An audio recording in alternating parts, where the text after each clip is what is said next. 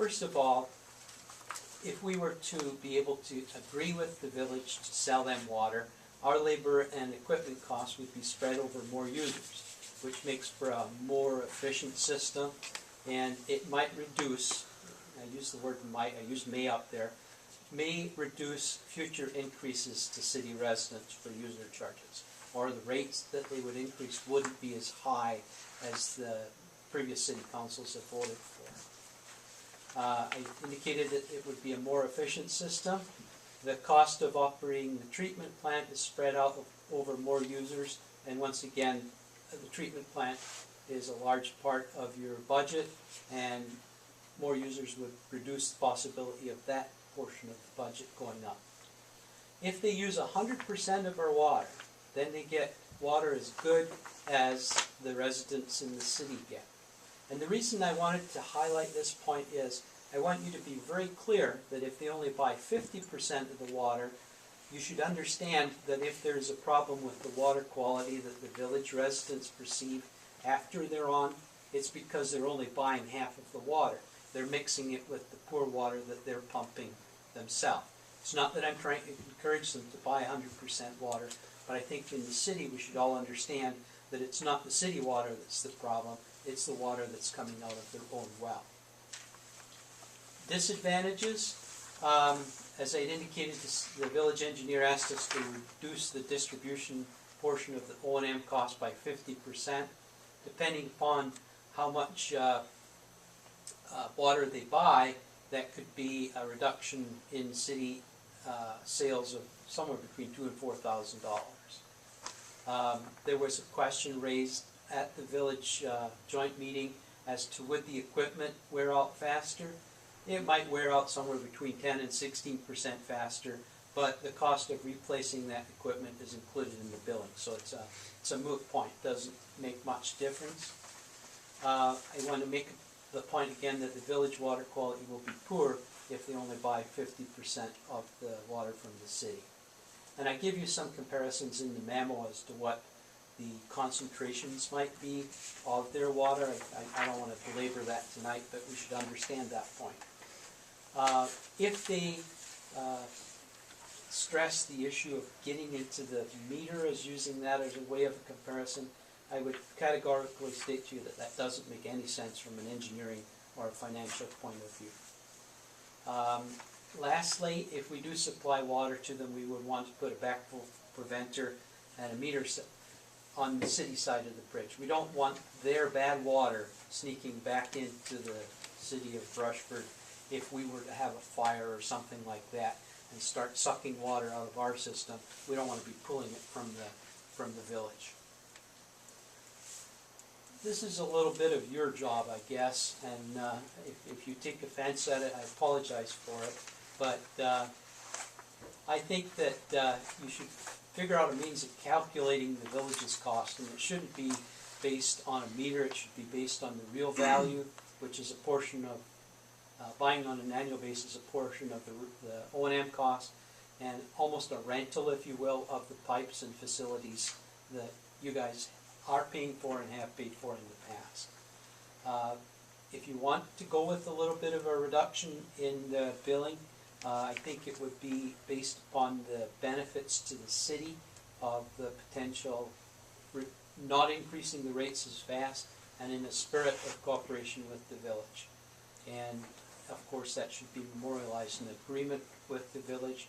You could do that in several ways. You could make it as complicated as the calculation I did, or you could base it as a percentage of an equivalent resident in the city of Rushford.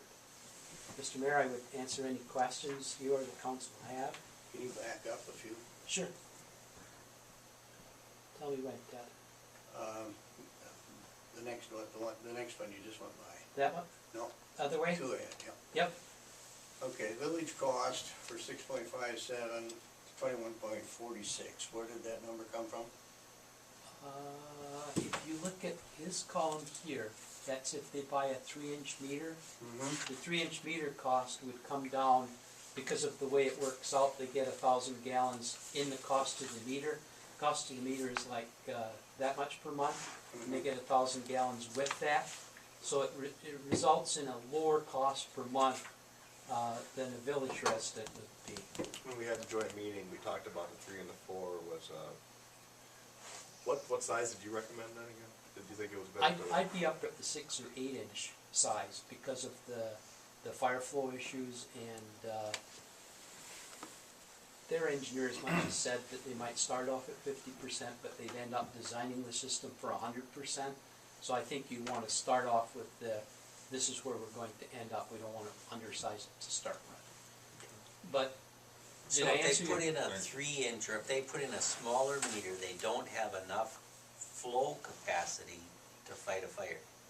Not if they're feeding directly off our lines. Exactly, right. If something happens with their reservoir. Right. But if if they're they're gonna feeding off blend of it, their then they're gonna be- reservoir, It doesn't make any then it difference. doesn't matter. Yeah. If they're gonna blend it, they'll use their own reservoir, and then they're gonna need a larger line for Right. fire protection. Yeah, then we'd be pulling off of their lines for fire on that side.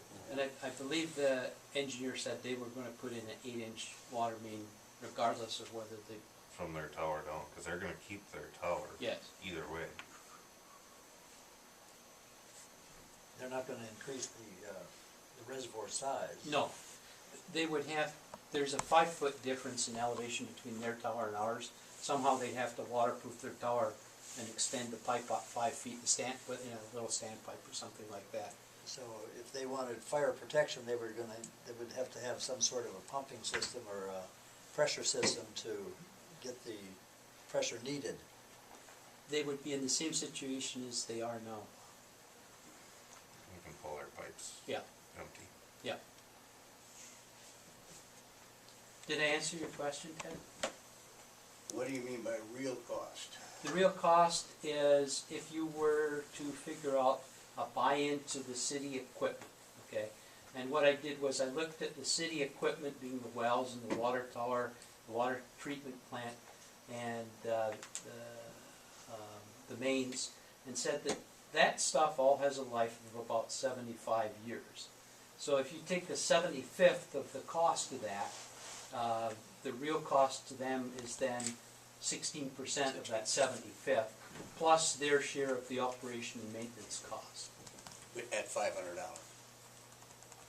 No, they were paying 16% of the cost of all the pumping, all the electrical costs, 16% of the chemicals, 16% of the guy's time that's operating the water treatment plant. What the $500 buys them is the billing services.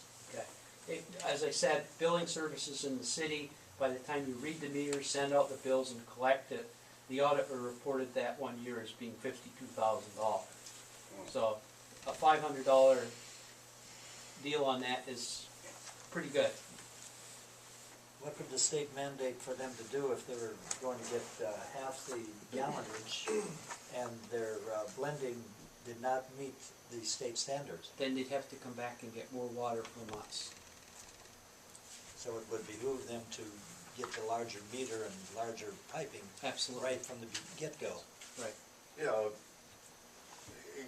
the 50% blend doesn't, All they're it better does- off with the 100 Yeah, to start, all- aren't they? From my opinion, Mr. Mayor, all they're doing is getting the radium concentration down below the drinking water Yeah, standard. the blend just deals with the radium. doesn't Yes, deal with it anything doesn't else. deal with Iron and water manganese. quality or anything else for iron and manganese. But that's the issue they have to address. They've lived with the water and the iron and manganese concentrations since they drilled their well. Why they have to get into this operation is to control the radium. Why did they ask you to reduce O&M by 50%? Because I guess I won't editorialize on that. That's fine. You can draw your own conclusion.